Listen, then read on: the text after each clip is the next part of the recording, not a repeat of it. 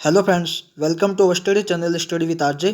दोस्तों, इस वीडियो में हम रीट एग्जाम के लिए मनोविज्ञान की टेस्ट सीरीज को आगे बढ़ा रहे हैं। आज के इस टॉपिक वाइज टेस्ट सीरीज में आज का टॉपिक है विकास के सिद्धांत। वीडियो को पूरा देखना है। ये सभी क्वेश्चन ऑथेंटिक बुक से लिए गए हैं, तो अपना मूल्यांकन करें और अपना जो भी स्कोर बनता है वह कमेंट बॉक्स में जरूर शेयर करें। तो चलिए शुरुआत करते हैं। आज के इस टेस्ट का पहला क्वेश्चन इस प्रकार है। क्वेश्चन है, सिगमंड फ्राइड के मनोलैंगिक विकास की किस अवस्था में इलेक्ट्रा और ऑडिपस ग्रंथियां विकसित होती हैं? ऑप्शन है मुख्य अवस्था, गुदी अवस्था, लैंगिक अवस्था या अदृश्य अवस्था। तो दोस्तों, मैं आपको 5 सेकंड का समय दूंगा, इसके बाद मैं इसका आंसर बता दूंगा। तो इसका जो सही आंसर है ऑप्शन नंबर 3, लैंगिक अवस्था। इस अवस्था में ऑडिपस और इलेक्ट्रा ग्रंथियां विकसित होती हैं, जिसमें इलेक्ट्रा ग्रंथियां में क्या होती हैं? एक बालिका जो अपने पिता के प्रति प्रेम प्रदर्शित करती हैं।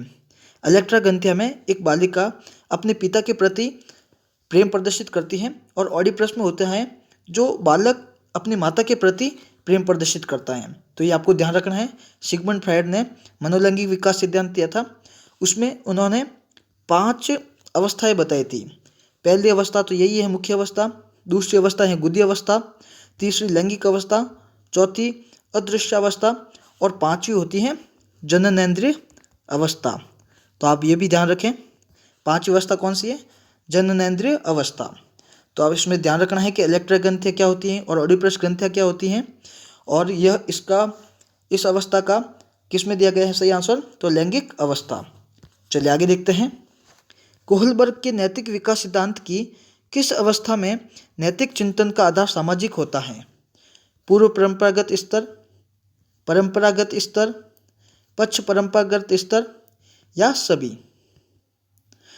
तो दोस्तों, इसका जो सही आंसर है ऑप्शन नंबर 2, परंपरागत स्तर। देखिए, कोहलबर्ग ने नैतिक विकास सिद्धांत दिया था।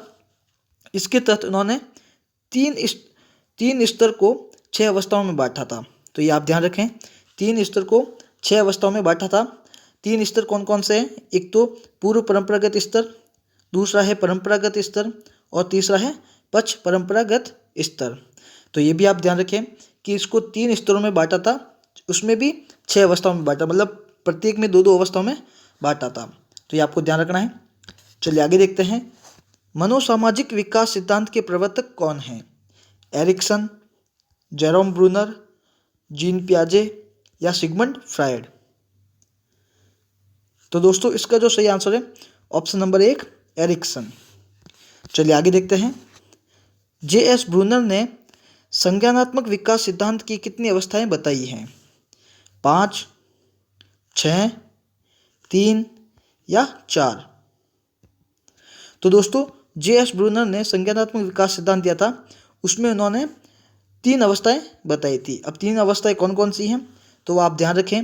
एक तो है इनएक्टिव, दूसरी है आइकॉनिक, और तीसरी अवस्था ध्यान रखें आप, सिंबॉलिक। तो वो भी आप ध्यान रखें, सिंबॉलिक। ये 3 अवस्थाएं बताई थी। कौन कौन से आप वापस राइट डाउन कर लें। एक तो है इनएक्टिव, दूसरी है आइकॉनिक और तीसरी है सिंबॉलिक, जिसको हिंदी में बोलते हैं प्रतीकात्मक। तो ये आप ध्यान रखें, कितनी अवस्थाएं बताई थी? 3 अवस्थाएं। चलिए आगे देखते हैं। विकास का सिर पदाभिमुख दिशा सिद्धांत व्याख्या करता है कि विकास इस प्रकार आगे बढ़ता है: सामान्य से विशिष्ट कार्य की ओर, भिन्न से एकीकृत कार्य की ओर, सिर से पैर की ओर या ग्रामीण से शहरी क्षेत्रों की ओर? तो दोस्तों, इसका जो सही आंसर है ऑप्शन नंबर 3, सिर से पैर की ओर। चलिए आगे देखते हैं।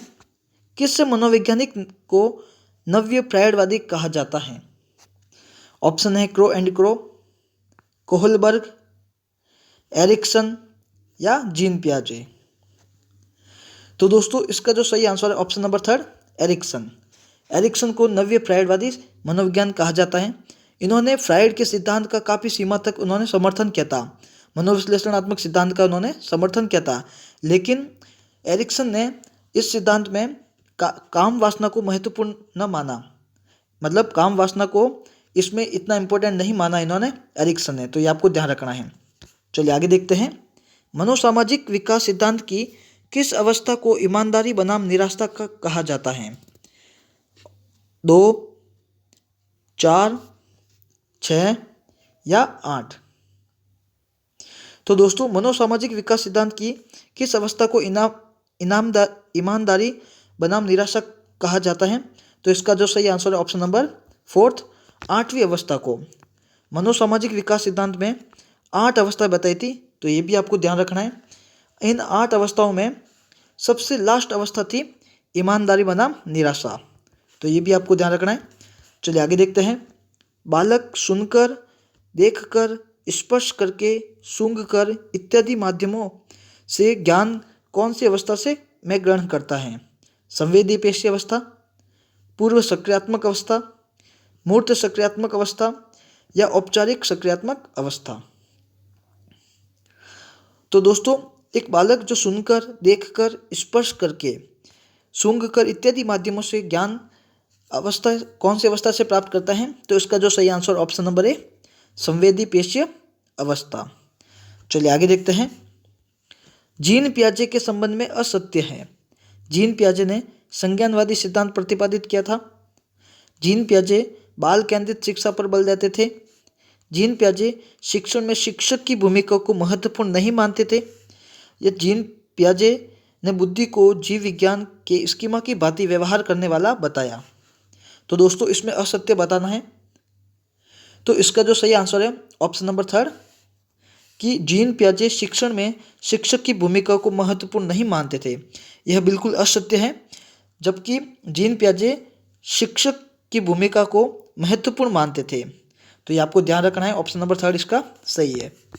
चलिए आगे देखते हैं। सिगमंड फ्रायड के अनुसार व्यक्ति में कितने प्रकार की मूल प्रवृत्तियां बताई हैं? 2, 4, 8 या 14? तो दोस्तों, सिगमंड फ्रायड के अनुसार व्यक्ति में 2 प्रकार की मूल प्रवृत्तियां बताई हैं। अब दो प्रकार की मूल प्रवृत्तियां कौन कौन सी हैं वो आप ध्यान रखें। पहली है जीवन मूलक और दूसरी है मृत्यु मूलक। तो ये 2 मूल प्रवृत्तियां बताई हैं, आप ध्यान रखें। और एक और भी मनोवैज्ञानिक थे, उन्होंने 14 प्रकार की मूल प्रवृत्तियां बताई थी। मैकडूगल ने 14 प्रकार की मूल प्रवृत्तियां बताई थी, लेकिन सिगमंड फ्रायड का यहाँ पूछा है तो उन्होंने 2 प्रकार की मूल प्रवृत्तियां बताई हैं, जीवन मूलक और मृत्यु मूलक। चलिए आगे देखते हैं। वाइगोत्स्की बच्चों के सीखने के लिए निम्नलिखित में से कौन सा कारक महत्वपूर्ण मानते हैं? नैतिक, सामाजिक, आनुवंशिक या शारीरिक? तो दोस्तों, इसका जो सही आंसर है ऑप्शन नंबर 2 सामाजिक। चलिए आगे देखते हैं। निम्न में से कौन सा उद्देश्य सीखने के संज्ञानात्मक क्षेत्र नहीं है? सामान्यीकरण, अनुवाद करना, अनुप्रयोग करना या सचित्र विवरण? तो दोस्तों, इसका जो सही आंसर है ऑप्शन नंबर 2 अनुवाद करना। चलिए आगे देखते हैं। मनोविश्लेषण में जिसके अध्ययन पर बल दिया जाता है वह है संचेतना, अर्धचेतना, अचेतन या बाहुचेतन? तो सबसे पहले तो मनोविश्लेषणात्मक का सिद्धांत का प्रतिपादन किसने किया था? तो फ्रायड ने, वो भी आप ध्यान रखें। उन्होंने किस पर बल दिया था? तो इसका जो सही आंसर ऑप्शन नंबर 3 अचेतन अवस्था पर बल दिया था। चलिए आगे देखते हैं। वैचारिक क्रियावस्था है 7 से 12 वर्ष, 3 से 6 वर्ष, 12 से 14 वर्ष या 14 से 18 वर्ष? तो दोस्तों, इसका जो सही आंसर है ऑप्शन नंबर 1 7 से 12 वर्ष। चलिए आगे देखते हैं। यह करो, यह ना करो, यह कौन कहता है? इदम, अहम, परम अहम या कोई नहीं? तो दोस्तों, इसका जो सही आंसर ऑप्शन नंबर 3 परम अहम। परम अहम को इंग्लिश में बोलते हैं सुपर ईगो, वो भी आप ध्यान रखें, सुपर ईगो। यह आदर्शवादी या नैतिकता के सिद्धांत भी कहते हैं इनको, सुपर ईगो को। इनमें पछतावे की भावना आ जाती है, तो ये भी आपको ध्यान रखना है। चलिए आगे देखते हैं। निम्न में से कौन सी अवस्था परंपरागत स्तर की अवस्था है? आज्ञा व दंड की अवस्था, अहंकार की अवस्था, प्रशंसा की अवस्था या विवेक की अवस्था? तो दोस्तों, इसका जो सही आंसर है ऑप्शन नंबर थर्ड, प्रशंसा की अवस्था। चलिए आगे देखते हैं। निम्नलिखित में से कौन सा वृद्धि और विकास के सिद्धांतों से संबंधित नहीं है? निरंतरता का सिद्धांत, वर्गीकरण का सिद्धांत, समन्वय का सिद्धांत या व्यक्तित्व का सिद्धांत। तो दोस्तों इसका जो सही आंसर ऑप्शन नंबर सेकंड, वर्गीकरण का सिद्धांत। चलिए आगे देखते हैं। कोहलबर्ग की नैतिक विकास सिद्धांत की कितनी अवस्थाएं हैं? 2, 4, 6 या 3? तो दोस्तों इसका जो सही आंसर है ऑप्शन नंबर थर्ड, 6 अवस्थाएं कोहलबर्ग ने बताई थी, तो ये भी आपको ध्यान रखें। अब 6 अवस्थाएं कौन कौन सी है? सबसे पहले तो कोहलबर्ग ने इन नैतिक विकास सिद्धांत को 3 स्तरों में बांटा था और उनमें 6 अवस्थाएं बताई थी। तो अब आप राइट डाउन कर ले 6 अवस्थाएं कौन कौन सी हैं। तो सबसे पहली है आज्ञा और दंड की अवस्था, दूसरी है अहंकार की अवस्था, तीसरी अवस्था है प्रशंसा की अवस्था, चौथी अवस्था है सामाजिक व्यवस्था के प्रति सम्मान की अवस्था, पांचवी अवस्था है विवेक स्तर, और छठी अवस्था कौन सी है? तो वो भी आप ध्यान रखें, सामाजिक समझौते की अवस्था। तो ये 6 अवस्थाएं मैंने बताई हैं, आप उसको राइट डाउन भी कर लें। चलिए आगे देखते हैं। इच्छाओं की जननी किसे कहते हैं? ईड को, ईगो को, सुपर ईगो को या सभी? तो दोस्तों इसका जो सही आंसर है ऑप्शन नंबर ए, ईड। ईड, इसमें ये सिगमंड फ्राइड ने ये सिद्धांत दिया था, मनोविश्लेषणात्मक सिद्धांत के अंतर्गत ये आते हैं। ये तीनों ही अवस्थाएं इसके अंतर्गत आती हैं। अब ईड होता क्या है? तो इस ईड में अनुचित और उचित का कोई ज्ञान नहीं होता है। चलिए आगे देखते हैं। जब बालक के नैतिक चिंतन का आधार सामाजिक होता है तो वह किस स्तर का माना जाता है? सामाजिक स्तर, नैतिक स्तर, कन्वेंशनल स्तर या पोस्ट कन्वेंशनल स्तर? तो दोस्तों यह सिद्धांत कोहलबर्ग का सिद्धांत है, नैतिक विकास सिद्धांत। सबसे पहले तो नैतिक विकास सिद्धांत किसने दिया था? कोहलबर्ग ने। तो आपको पता है कि इन्होंने 3 स्तरों में 6 अवस्थाओं में बांटा था। तो आप इसमें से अब इसमें पूछा है कि नैतिक चिंतन का आधार सामाजिक होता है, यह किस स्तर को माना जाता है? तो इसका जो सही आंसर है ऑप्शन नंबर थर्ड, कन्वेंशनल स्तर। कन्वेंशनल स्तर जिसको परंपरागत स्तर भी कहते हैं, जो 10 से लगाकर 13 वर्ष के बीच की अवस्था है। तो ये आप ध्यान रखें। चलिए आगे देखते हैं। जीन पियाजे ने नैतिक विकास सिद्धांत की कितनी अवस्थाएं बताई? 2, 3, 4 या 5? तो दोस्तों इसका जो सही आंसर है ऑप्शन नंबर फर्स्ट, 2। जीन पियाजे ने नैतिक विकास सिद्धांत की 2 अवस्थाएं बताई थी। पहली तो है परायत और दूसरी है स्वायत्त। परायत नैतिकता की अवस्था और दूसरी है स्वायत्त नैतिकता की अवस्था। चलिए आगे देखते हैं। फ्रायड के अनुसार अचेतन मन का भाग है 9/10, 1/10, 2/10 या 8/10? तो दोस्तों फ्रायड के अनुसार अचेतन मन का जो भाग है वह है ऑप्शन नंबर फर्स्ट, सही है। 9/10 अचेतन का भाग बताया था, और अगर चेतन मन का पूछ लें तो 1/10 यह है चेतन मन का, और अचेतन मन का पूछा है तो 9/10। चलिए आगे देखते हैं। निम्न में से कौन सा विकास का सिद्धांत नहीं है? निश्चित प्रतिमान का सिद्धांत, विशिष्ट से सामान्य अनुक्रियाओं की ओर बढ़ने का सिद्धांत, समन्वय का सिद्धांत या निरंतरता का सिद्धांत? तो दोस्तों इसका जो सही आंसर ऑप्शन नंबर सेकंड। चलिए आगे देखते हैं। संज्ञानात्मक विकास का निर्धारक है परिवार, विद्यालय, आयु व लिंग, आनुवांशिकता? तो दोस्तों इसका जो सही आंसर ऑप्शन नंबर फोर्थ, आनुवांशिकता। चलिए नेक्स्ट क्वेश्चन देखते हैं। निकट दूर सिद्धांत में विकास किस प्रकार होता है? केंद्र से सिरों की ओर, ऊपर से नीचे की ओर, दोनों ओर बराबर, या नीचे से ऊपर की ओर? तो दोस्तों इसका जो सही आंसर ऑप्शन नंबर ए, केंद्र से सिरों की ओर। चलिए आगे देखते हैं। विवेक की अवस्था किस स्तर के अंतर्गत आती है? Conventional, pre conventional, post conventional या कोई नहीं? तो दोस्तों ये वापिस उसी का क्वेश्चन है, नैतिक विकास सिद्धांत जो कोहलबर्ग ने दिया था। इसमें पूछा है कि विवेक की अवस्था किस स्तर के अंतर्गत आती है?